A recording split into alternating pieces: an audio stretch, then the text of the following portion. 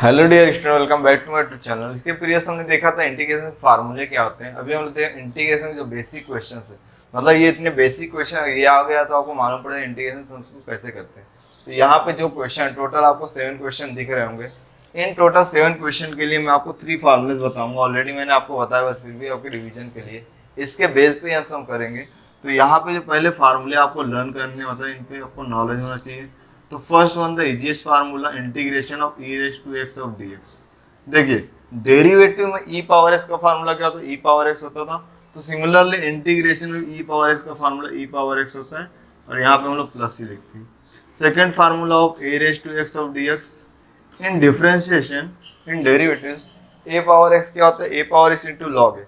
But integration में ये क्या होता है, ए पावर एक्स अपॉन में लॉग ए होता है plus c. And the third most important formula integration of x raise to n d x. Derivative में क्या होता है, in derivative x power n क्या होता है, n x raise to n minus one. ये आपके रेफरेंस के लिए यहाँ पे लिखा हुआ है। बट इंटीग्रेशन में क्या होता है, एक्स रेज टू यहाँ पे एन प्लस वन ऐड होगा अपॉन में N plus one plus c. तो इन्हीं 3 फार्मूले बेस पे हम ये क्वेश्चन 1 बाय 1 करने वाले हैं। तो देखिए कभी भी अगर integration of e raise to x पूछता है तो ई रेज टू एक्स हमेशा क्या होता है, यस ई पावर एक्स ही होता है और प्लस सी। तो ये हो गया क्वेश्चन 1 का सिंपल छोटा सा सॉल्यूशन। ए पावर एक्स क्या होता है, a power x upon log a. तो यहाँ पर ये क्या हो जाएगा, ए पावर एक्स अपॉन लॉग ए प्लस सी। सिंपल है। अब देखिए मैंने आपको डेरिवेटिव में बताया कि कभी भी हमेशा ई रहेगा, बट ए के प्लेस पे समटाइम्स कोई नंबर भी आ सकता है। तो यहाँ पे उसी प्रकार क्वेश्चन नंबर जो थर्ड है, यहाँ पे देखेंगे तो आपको नंबर दिख रहे हैं। नंबर दिख रहे हैं मतलब ई का फार्मूला लगाना है, यहाँ पे ए का लगाना है। तो ए का फार्मूला क्या होता है, a raise to x upon log a. तो ए का वैल्यू क्या है 5 प्लस सी। ये होगा छोटू सा solution of question number third. अब फोर्थ में देखेंगे तो इसका ही पावर एक्स है, इसका ही पावर एक्स है। तो इसे हम लोग क्या लिख सकते हैं, integration 4 upon 5 raise to x. एक चीज मैंने आपको नहीं बताया है, क्या है, देखिए यहाँ पे जब हम फार्मूला अप्लाई करेंगे तो इंटीग्रेशन साइन और डी एक्स दोनों रिमूव हो जाएगा, तो ये आएगा। सिमिलरली यहाँ पे अगर इंटीग्रेशन सॉल्व करते हैं, जैसे डेरिवेटिव फार्मूला अप्लाई करते हैं तो भी डी बाई डी एक्स को अगेन नहीं लिखते, उसी प्रकार इंटीग्रेशन में भी ये साइन नहीं आएगा। अब यहाँ पे क्या होगा, ए पावर एक्स। तो ए पावर एक्स का फार्मूला क्या होता है, ए पावर एक्स